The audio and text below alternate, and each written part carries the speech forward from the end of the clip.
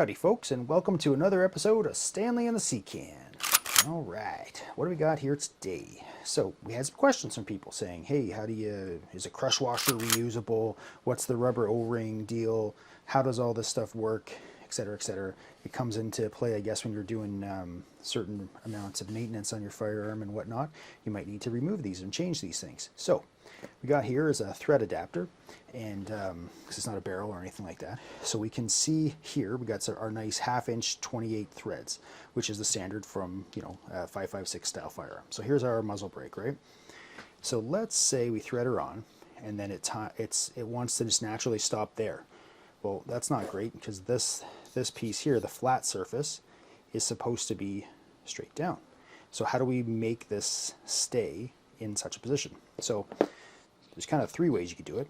The easiest, most redneck way, I guess, is just to put a couple drops of Loctite on there, thread it to wherever you want, right there, and let it set up overnight, and then you're good to go. The way mil-spec was you'd get yourself a crush washer, and you'd throw this on there, and then as you would turn this in onto your threads, you would kind of get to some point where it kind of locks up, and then you would use the flats that are on these muzzle brakes right about here and here. You can use a wrench or whatever you got and just really crank it, and you're physically going to bend this crush washer, and so it's going to constantly create a little bit of spring force pushing the muzzle brake forward, and it's bent into the perfect position. So you're kind of making a custom spring while you're doing that.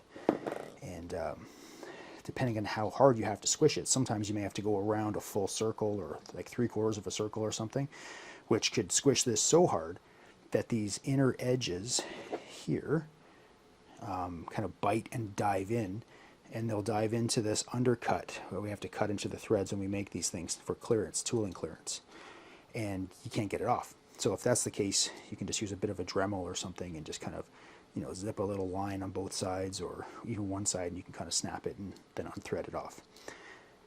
The third way is we got these TNA branded rubber O-rings. So you can throw those on there, and kind of the same deal, right? But now we just have some rubber. These are particularly useful for fake cans.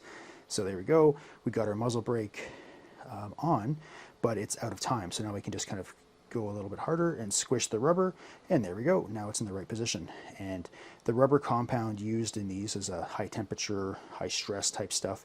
And so yeah, it works out pretty good. You can thread it on there, and it makes things particularly easy if you want to be changing your muzzle devices often. You don't have to worry about the crush washers and everything else. And of course, if you don't trust this 100%, you could still use this for timing purposes and use a little bit of Loctite, or use this in conjunction with a crush washer, whatever you need to do. But this is a real godsend for the fake cans. Some of them, especially the reverse style, the inside diameter is a little bit small. So if you can even get a crush washer in there, it's definitely going to jam and bind up on you. So since we're kind of on the topic here of things that you could thread onto a thread adapter, we came up with this idea, and just kind of in the prototype stage, so I'd be really curious to see your comments on this. But this is like a universal blast shroud. So sometimes you can buy a shrouded brake, and they're really expensive. And do we need that? We don't know. So here we got is a special custom thread on there, just something to give lots of thread engagement, and then we can thread our muzzle brake onto our thread adapter, get it positioned where we want it on the barrel, and then if we're going to use this at the range, we're going to see fire and everything coming out of here, and there'll be sound coming back or towards your friends and whatnot. So with something like this, you could then thread this piece onto there, and now your muzzle brake is hidden inside of this can, and all of the sound is going to be directed kind of forwards away from you. And that might be beneficial if you're shooting indoors or in some sort of a location where you have many friends nearby and they don't want to get blasts or concussion or anything. It'll push the energy away.